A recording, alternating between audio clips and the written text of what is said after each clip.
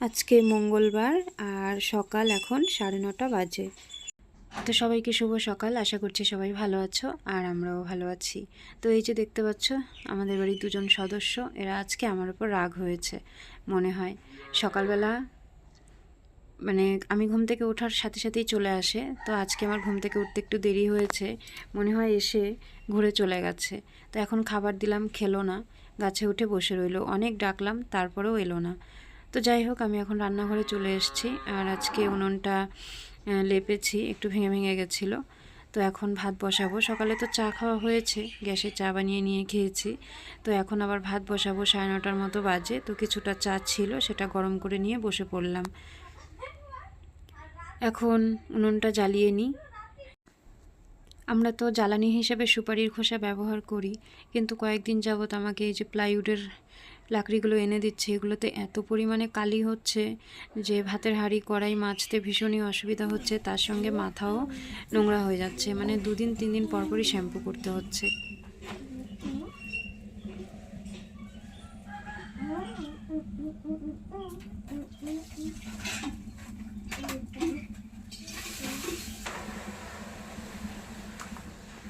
দুষ্টুটাকে দেখো, সকালবেলা কোনো কাজ নেই, বললাম তুমি পড়তে বসো। আজকে একটু সকাল সকালই উঠেছে ঘুম থেকে। বকা দিয়েছি যে রোজ তুমি দেরি করে ঘুম থেকে ওঠো, তোমাকে ঘুম থেকে তুলতে আমার অনেকটা সময় নষ্ট হয়ে যায়। তো সেই জন্য আমার পেছন পেছন রান্নাঘরে এসে দুষ্টুমি করছে। তো এখন আমি ওর জন্য একটু টিফিন বানাবো। আজকে তো স্কুল যাবে, প্রায় 2 সপ্তাহ পর অসুস্থ ছিল। বাচ্চারা তো এমনি চাউমিন, ম্যাগি, পাস্তা এসব খেতে একটু বেশি পছন্দ করে। বাচ্চারা নিয়ে যায়, অন্যান্য বাচ্চারা। তো ছেলে কয়েকদিন থেকে বলছে যে আমি অনেক দিন থেকে স্কুল যাই না, আমি যেদিন যাব স্কুলে ফার্স্ট সেদিন আমাকে পাস্তা বানিয়ে দিও। কিন্তু ওকে কি করে বোঝাবো যে আমাদের নিরামিষ চলছে, আর নিরামিষ মানে পেঁয়াজ ছাড়া, ডিম ছাড়া পাস্তা কেমন লাগবে জানি না। তো ছেলেকে বললাম বুঝিয়ে যে বাবা পাস্তা নেই ঘরে, এছাড়া আর কি বলবো।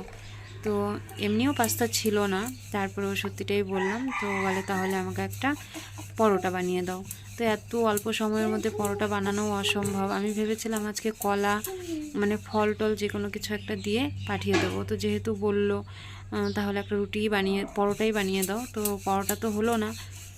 তো রুটিটাকেই আমি তেল দিয়ে ভেজে তারপরে দিয়ে দেবো ওকে। তো এইদিকে ভাত বসিয়ে দিয়েছি, আলু সিদ্ধ আর হচ্ছে ভেন্ডি সেদ্ধ, আর গ্যাসের মধ্যে রুটিটা ভেজে নিচ্ছি তেল দিয়ে। মানে এটা পরোটাও না রুটিও না, এরকম একটা ব্যাপার আর কি।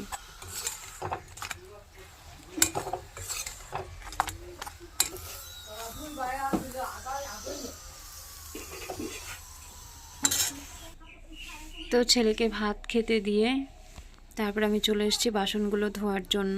অনেকগুলো বাসন জমেছে, সকালে চায়ের বাসন ধোয়া হয়নি, পরে আমি আবার দ্বিতীয়বারও চা খেয়েছি, সেটাও জমেছে। আর তারপর ওই যে রুটি বানিয়েছি তার বাসন, মানে টুকিটাকি করে অনেকগুলো বাসন জমেছে। তো ওইগুলো এখন মেজে ধুয়ে নিয়ে তারপরে ওকে রেডি করাবো, ততক্ষণ ওর খাওয়াটাও হয়ে যাবে। আর আমি যদি নিজে ওকে খাইয়ে দিই তাহলে অনেকটা সময় লাগায়, আর একা একা যদি ও খায় তাহলে সময় একটু কম লাগায়। তো এই কয়েকদিন তো শরীর ভালো ছিল না, সেজন্য খুব ঘ্যান ঘ্যান করতো, খেতে চাইতো না নিজে হাতে। তো এখন দেখি 2 দিন থেকে আবার মোটামুটি খাচ্ছে।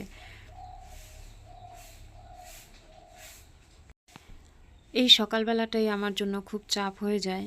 সকালের বাসি কাজকর্ম করে তারপর ছেলের মুখ ধোয়ানো, এটা সেটা করে তারপর ওকে সময় মতো আবার স্কুলে পাঠানো, মানে পেরে উঠি না আর কি। তারপর ও যখন স্কুলে চলে যায় তারপর আস্তে ধীরে কাজ করতে থাকি, তখন আবার অসুবিধা হয় না। আবার তাড়াহুড়ো লেগে যায় যখন ওর স্কুল থেকে আসার সময় হয়ে যায়। স্কুল থেকে আস্তে আস্তে 2:30 পৌনে 3টা বেজে যায়।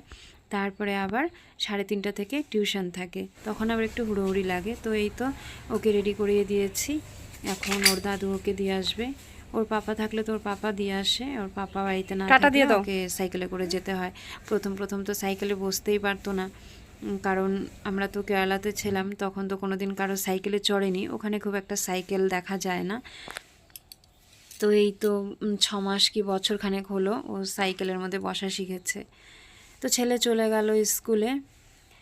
আর এই যে দেখো লাউ গাছ লাগিয়েছে বাড়িতে, সবেমাত্র বীজ থেকে চারা গাছ বেরিয়েছে। আর এই যে সাদা জবার গাছটা না, একটা ডাল ভেঙে গেছিলো, একটা পুরনো বালতিতে মাটি ভরে তারপর সেই ডালটা আবার পুঁতে দিয়েছিল, তারপর দেখি সুন্দর গাছটা হয়ে গেছে। আকাশটা অন্ধকার হয়ে গেছে, তো আমার ভয়ই লাগছে। ছেলেটা কিছুক্ষণ হলো বাড়ি থেকে বেরিয়েছে, রাস্তায় যদি বৃষ্টিতে ধরে তাহলে হয়তো স্কুল পৌঁছতেও পারবে না, এমনকি ভিজেও যেতে পারে।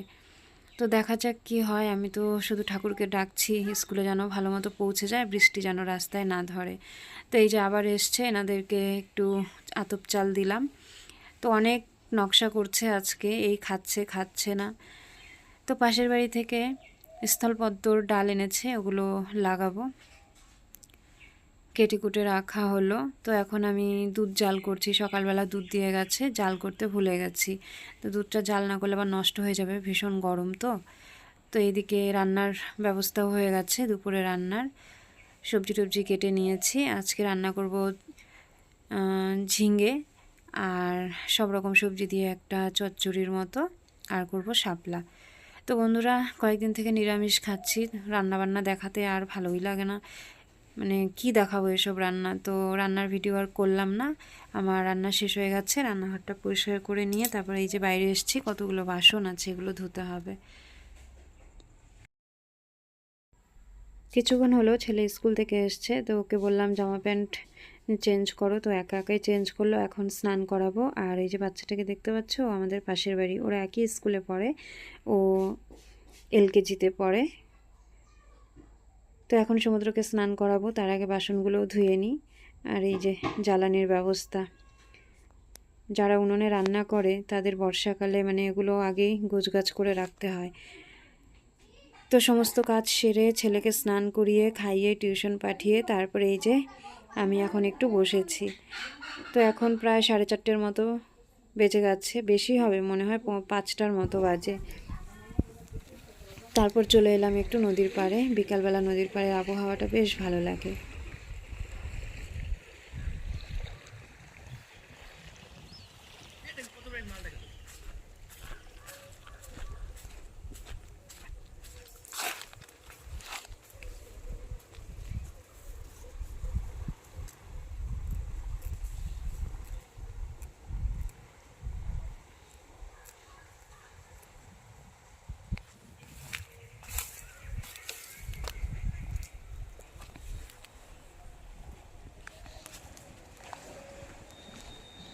অন্যান্য বছর আমাদের বাড়িতে অনেক কাঁকরোল গাছ হয়, কিন্তু এবার বাড়িতে একদমই হয়নি। যাও হয়েছিল গাছ, তাও ছাগলে খেয়ে ফেলেছে। তো এই যে নদীর পাড়ে দেখো একটা গাছ হয়েছে, তো নিচে দেখে একটা কাঁকরোল ধরে আছে, সেটাই ছিঁড়ে নেব।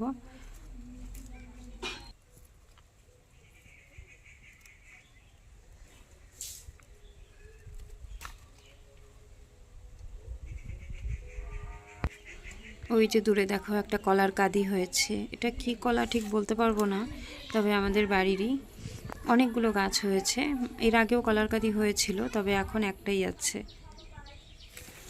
তো চলো বন্ধুরা, আমার ভিডিওটা যদি তোমাদের ভালো লাগে তাহলে একটা লাইক কমেন্ট করে দিও।